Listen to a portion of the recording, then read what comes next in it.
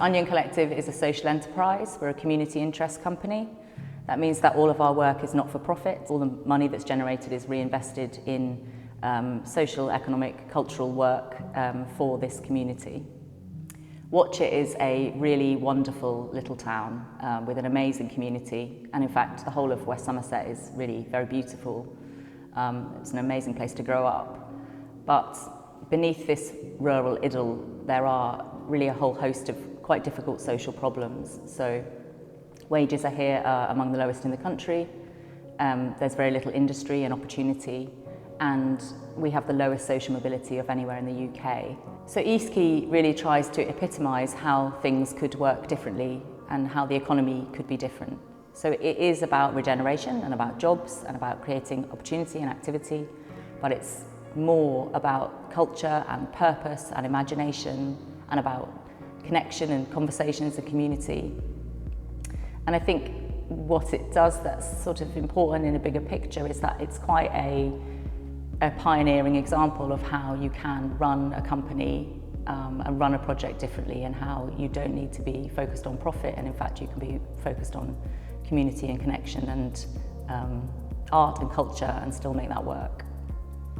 We knew that we wanted to work with different designers and architects for the accommodation pods, and it's an important part of this building. I think that there are many creative hands and many different people have been involved in building it, and I think that's what makes it really exciting.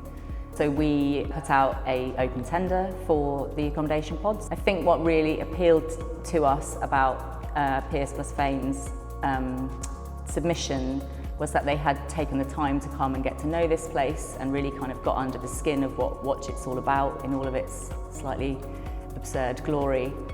Pearce+Fægen is a collective of architects, designers and engineers that design and build projects together. Unlike most architects that will just parachute in for meetings and then head home to their office, we are on site every single day. For the pods, we put down our pens and the computer and actually picked up tools and have been building every aspect of these 5 quirky and unique pods from the ground up. Pod 1 is Watchet's living museum. It's full of objects, and each object has been donated by someone we've met in the local town with a story attached to it, an object that has importance to them. And when visitors come and stay, they're asked to donate an object, and as people come to visit the town, that collection will evolve and change.